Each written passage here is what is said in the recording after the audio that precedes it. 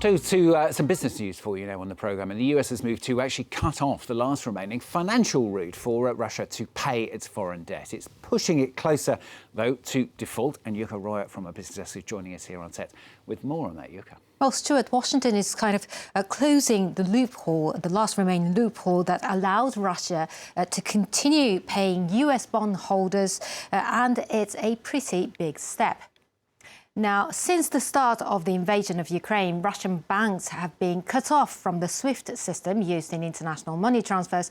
But up until now, the US Treasury Department has given banks a license to process any dollar-denominated bond payments from Russia. But that waiver expires today, and the decision not to renew it makes it much more difficult for Moscow to pay off its debts, not just in the United States, but also elsewhere, given the role of US banks in the global financial system. Russia has about $2 billion worth of payments due before the end of the year. Now, another repercussions from the war in Ukraine.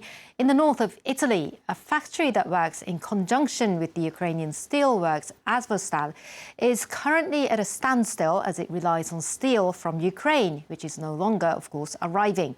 But just down the road, a factory partially owned by a Russian oligarch is working at full capacity using Russian steel. Our correspondents in Italy have sent us this report. Since the outbreak of the war, this steelworks in the north of Italy has been at a standstill. The reason? The steel that was transformed here came from Ukraine.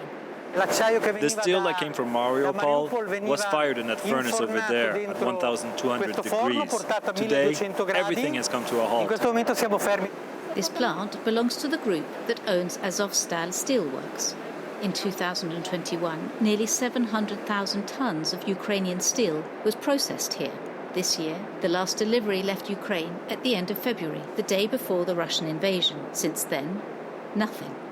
But yet, a few hundred meters from here, it's a radically different situation in this steelworks.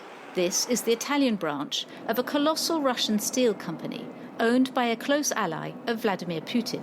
Here, it's been business as usual since the beginning of the war. All of that raw material over there comes from Russia. It's constantly being delivered.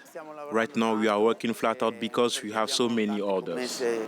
On the 15th of March, the European Union decided to ban imports of key steel products from Russia. But the group has managed to circumvent the sanctions because 51% of the business is registered in Europe. In this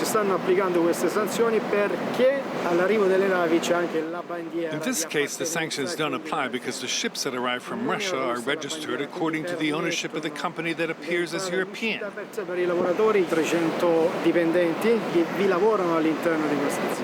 Despite the continued activity here, the entire steel sector in Italy is worried by the protraction of the war.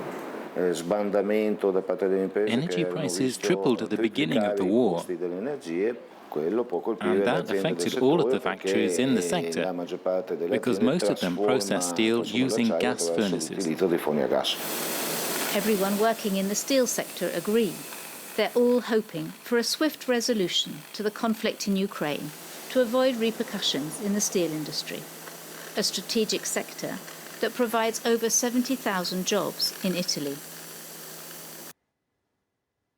Let's now then check in on the day's trading action now. Asian shares mostly rising this Wednesday in a pretty mild trading sessions. Tokyo, though, are down 0.25%, but other major indices, as you can see, in positive territory.